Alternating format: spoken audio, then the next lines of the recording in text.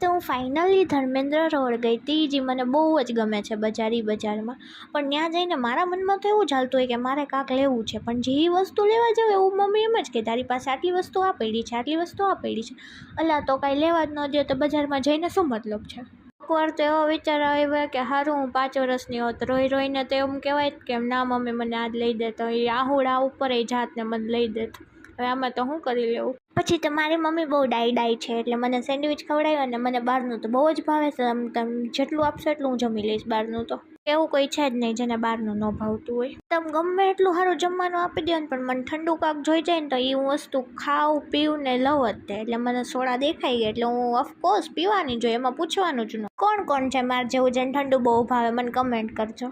નાના ઘરે ગયા, ત્યાંથી હું, કોમલ મામી, ઝોયા, દીદી અમે લોકો વોકિંગ કરવા ગયા. પછી ચિલ્ડ હાઉસે ઊભા રહ્યા થોડીક વાર. ખાવું પીવું તો હતું નહીં એટલે ખાલી એમનામ જ ઊભા રહ્યા હતા, કારણ કે અમે હાલી એટલું બધું ને અમારે હોલ્ડ કરવો જ પડે. આજ માટે આટલું જ. મળે કાલના બીજા મિની વ્લોગમાં. ટાટા બાય બાય, રાધે રાધે, જય માતાજી.